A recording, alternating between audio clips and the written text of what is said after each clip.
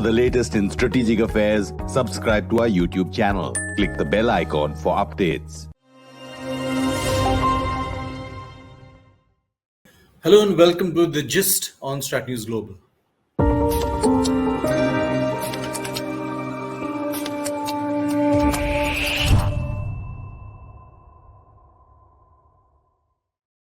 So we've seen long marches of this kind in Pakistan before.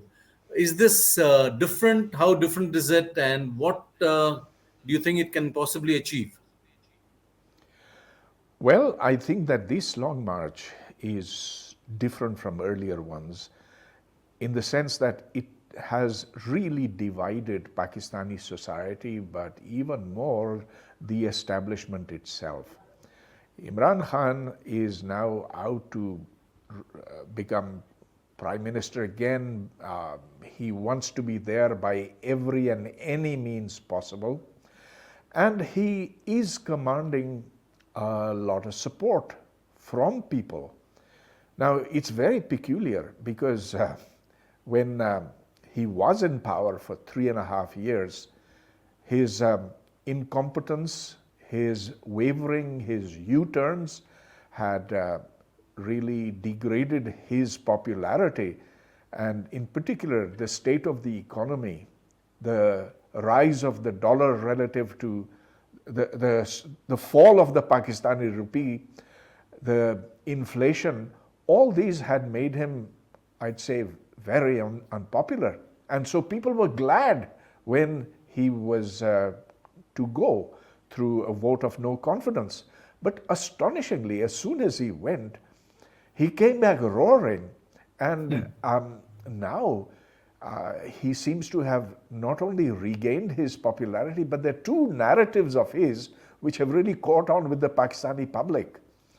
One is that this was an international conspiracy, that it was the United States which had somehow manipulated things to have him removed from power, and that there are traitors within the Pakistani establishment. He called them Mir Jafars. Now, Mir Jafar, you know, was the one who sold out the governor of Bengal back, I think, in 18 whatever. Yeah, so now he's gone really after the people who had actually put him in power. And so in that sense, I'd say this is an unprecedented moment in Pakistani history in which not only has a former leader challenged the establishment, but has managed to split the establishment from inside as well. Mm-hmm. Is he looking for some kind of a deal, some commitment on perhaps early elections? Yeah, he wants an early election.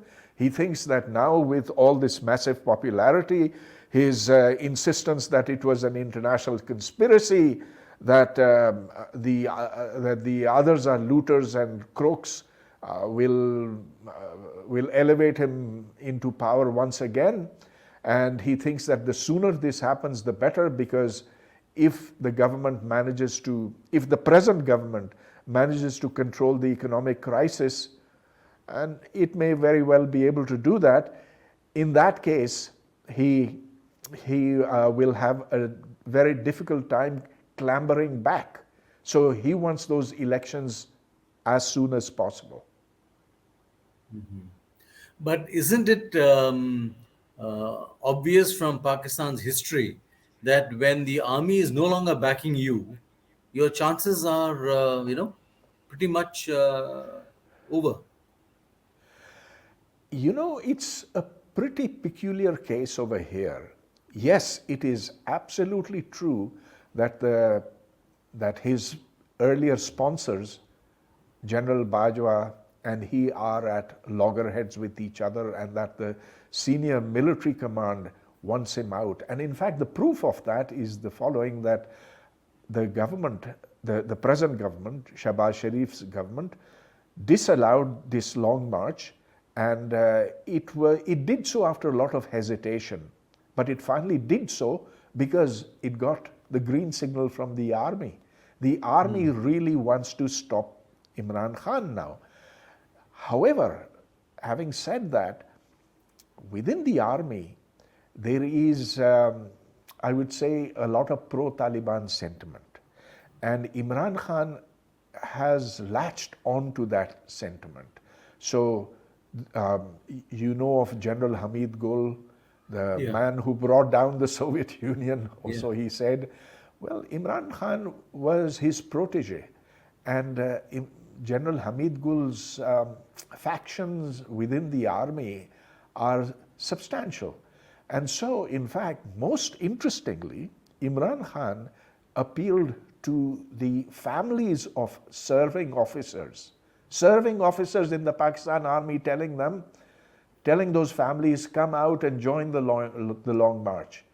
Now that's incredible that he's trying to split the army, and he, I'm told, I mean, you know, who knows what's actually going on inside the army, because that's a black box for us civilians. But within the army, it is said that Imran Khan does command a substantial amount of support. And so that's why I said that this is the first time that I've ever seen this happen. Mm-hmm. Do you see the army stepping in to tell Imran Khan to back off? Obviously not in public, but you think that is happening? Some negotiations are going on right now? Well, I'd say that the army has now pretty much decided that it does not want Imran Khan to now dictate the terms. It does want the present government to complete its term, which will be a year from now or so, and it wants the elections then. However, everything depends on how effective this long march is. If Imran Khan manages to paralyze the country, then it's going to be a battle of nerves. Mm-hmm. How solid is Shehbaz Sharif in the saddle? I mean, he won that no confidence vote and all that. But how confident does he look?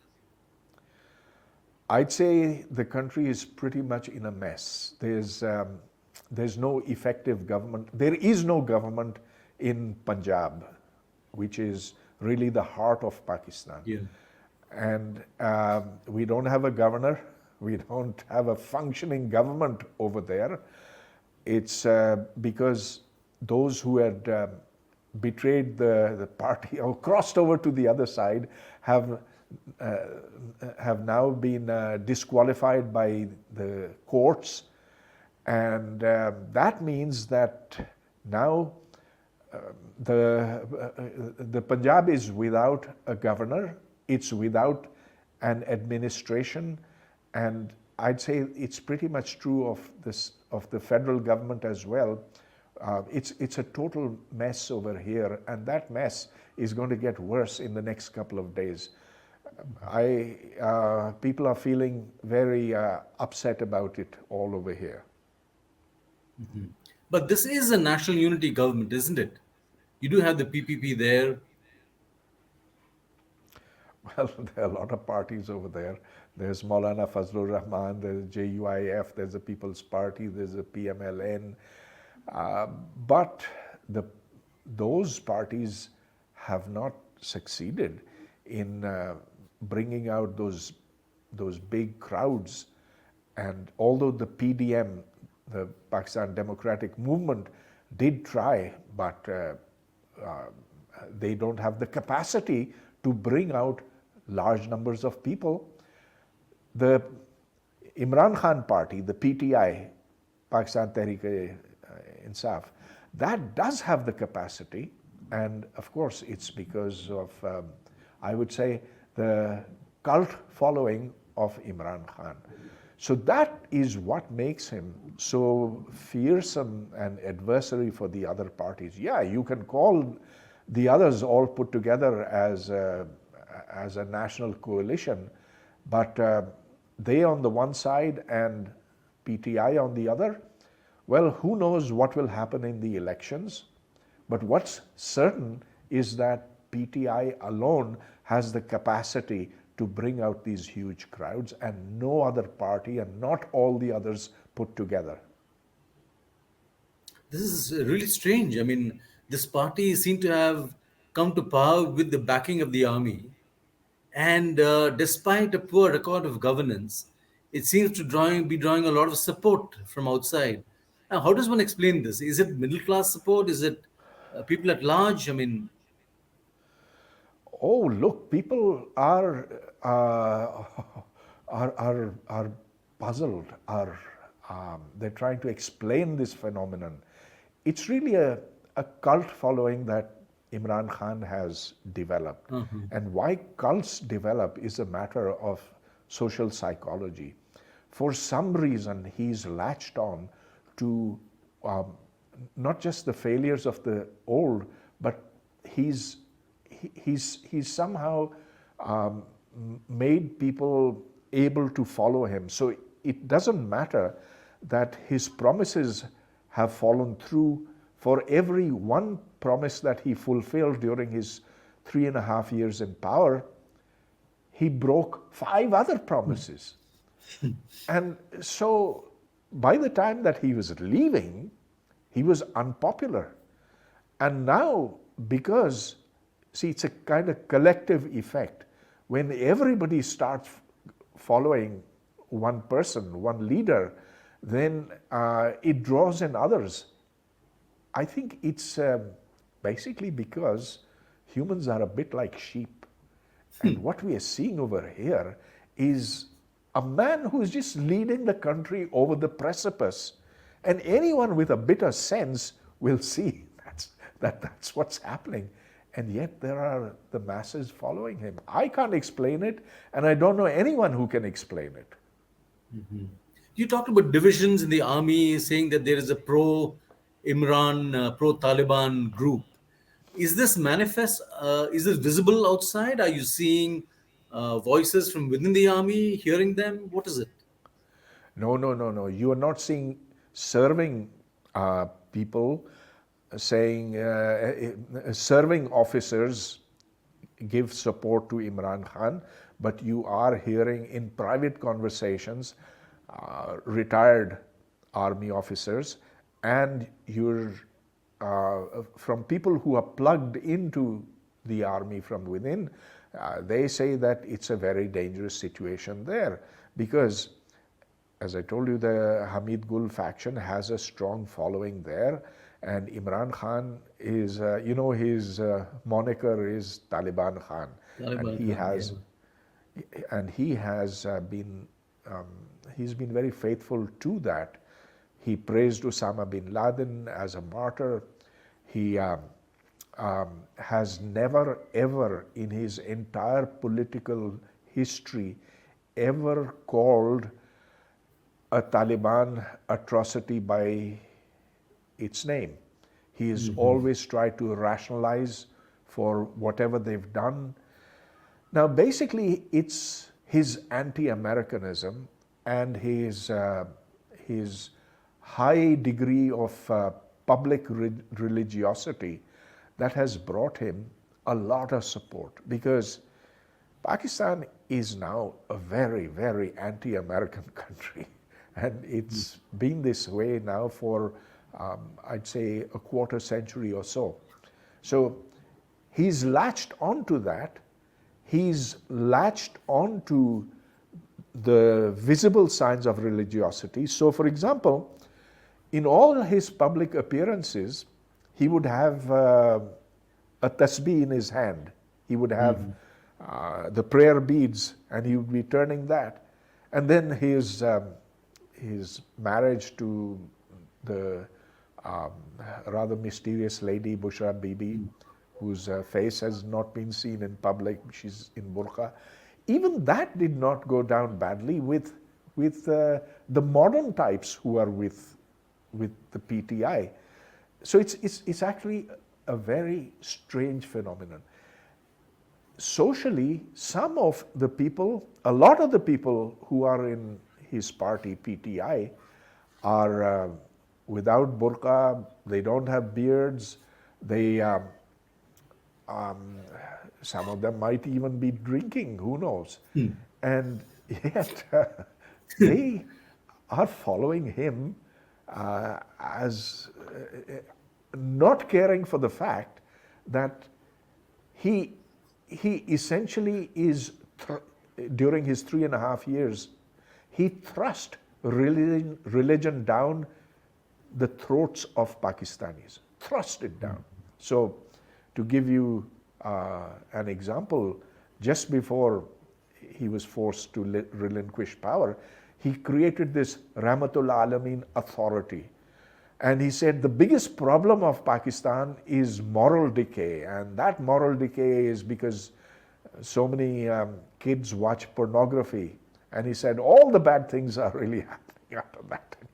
He didn't think of other things like not paying taxes or going through red lights or disobeying the law as being anything close to that. He said watching pornography is what moral decay is. And then he made a huge change, sweeping change to the national curriculum. So now all students have to not just learn the Quran from the very beginning and all through their education, but they also have to memorize huge amounts of material. Now, none of this has really mattered to his following. Well, part of it is conservative religiously, but even to the part that's socially liberal, sort of liberal, even they have been willing to overlook this because he has insisted and insisted that the other side is nothing but crooks and dakus. So, what do you believe that if there is a crackdown, which Shehbaz Sharif has hinted at, they've been arresting his supporters. Suppose there is a general crackdown. Could this spread to the rest of the country? Could there be? Well, you see, this is the whole worry that people have. And so that's why everybody is watching very anxiously what happens today. The army indicated to the Shehbaz Sharif government that it does not want this long march to succeed. That's why one sees huge piles of containers stacked up out there. Outside my house, the highway, there's almost no traffic on it. And I don't know, I don't presently know, we'll know tomorrow, how much of the traffic coming from other cities into Islamabad has been stopped. Now, if they've succeeded in doing that, then it will be a setback to Imran Khan. And if they succeed in doing that again, then it'll be another setback. And so I think that is what the army and the Shehbaz Sharif government are hoping for. They're hoping that they will be able to thwart Imran Khan's long marches whenever they occur, starting with this one. But then you see, this requires a lot of effort, put a lot of investment, and they may not be, let's see what happens. Now, everything's up in the air. You see any possibility of the army moving in? No, not really, because it, not unless there's mass rioting and a lot of killing. Other than that, I don't see it, and I don't see it for the following reason: that the army was the institution that put Imran Khan there, and it doesn't want to be seen as the institution that's now openly opposing him. He's been calling them names, by the way. He's been accusing them of being neutral. Now, earlier on, he accused them of being neutral now. And he said, only animals can be neutral. And that didn't go down very well with the army at all, I can tell you that. Yeah, I can imagine. And in fact, people from PTI, Imran Khan's party, have been picked up because on their social media posts, they have been putting neutrality and animals together. And on one of those posters, and this was reported in the newspapers here, there was Bajwa, General Bajwa. And so General Bajwa and Imran Khan are at daggers drawn at the moment, yet they don't want to be seen as publicly sparring with each other. So there's a lot going on behind the curtains, and we don't know what's going to happen. Now, I should tell you that the reason that Imran Khan split with the army was that he wanted his own choice, Lieutenant General Faiz Hamid, as the Director General of the ISI. Yeah. And the army flatly refused. Now, the reason that Imran Khan wanted this particular Lieutenant General to become the ISI Director General was because thereafter he would be promoted to the Chief of Army Staff, which means that Imran Khan would get not just to complete his 5 years, but another 5 years as well, hopefully. General Faiz Hamid was the man who basically had torpedoed Nawaz Sharif, and he is a very strong ally of Imran Khan. So Imran Khan tried to reach within the army and influence promotions within, and that's what the army high command didn't like at all. So that's where the rift began. But then it went further and further because they found that this guy is really uncontrollable, and furthermore that he's incapable of governing. The economy has gone down the chute, and administration is collapsing, and so they couldn't continue supporting him. However, I don't think the army is coming back in the form of a martial law. So, but do you think the army is running out of politicians to back? They are going back to the Sharif family, whom they had fallen out with earlier. Now they're fallen out with Imran Khan too. I mean, they're going back to the Sharif family. Yes, because the Sharif family is popular, was popular earlier, and can be made popular once again. But of course, it is Shehbaz Sharif, it is not Nawaz Sharif. Nawaz Sharif is the one who commands the votes, but Shehbaz Sharif is the person who's less inclined to be confrontational. He will do what the army says without too much argument, and so the army would very much prefer Shehbaz Sharif. However, there is, I think, a kind of a compact between the Sharif family and the army at this point. They realize that the army establishment knows that it doesn't have too many choices. Martial law is not an option, because if martial law is imposed, well then the army itself becomes the subject of a lot of criticism, and they have too much to lose. So they would much prefer not having to impose martial law. So, in that sense, do you see light at the end of the tunnel somewhere down the line? Given all the points you have mentioned, there is hope for Pakistan in terms of democracy and. So we're going through a difficult patch, and a lot depends upon how the different actors play their roles. I guess I don't see people fundamentally changing their positions on most things.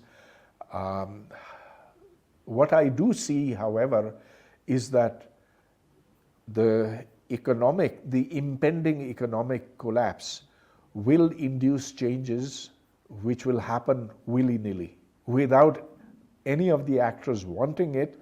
Those economic changes are going to now drive the direction of politics. So what we see is that the subsidies which had been given to the public will have to be withdrawn, the fuel subsidies in particular. But then more than that, there'll be the question, how come we are spending so much on imports, luxury items and essentials, and how come we are spending so much on defense? And after all, hey, how much security did the army really bring to the country? So those are issues that will be worked out, will be argued and struggled about. And so at the end of that, I'm hopeful that, democracy in a better form will come to Pakistan, in the sense that the people in power will be more sensitive to what is happening down below. So last question, India, any thoughts on India here? I mean, at this point, I know the focus is very, very domestic, but any thoughts on India? Yeah, for heaven's sakes, stay out of it. Yeah. The best thing that Imran Khan could hope for is for Narendra Modi to say something about Pakistan, and then everybody will get together, and the attention will be totally diverted. So at this point, I think India just needs to watch and wish Pakistan well, because after all, if Pakistan is deeply damaged, if bad things happen here, eventually they reflect themselves across the entire region. So silence, as they say, is golden in India, at least for the time being. Pervez Hoodbhoy, pleasure talking to you as always, and thank you very much. Thank you. And for those of you who have joined us on this conversation, thank you for your questions, observations, and comments. Do subscribe to our YouTube channel, and follow us on social media, including Twitter. Thank you very much. Good night.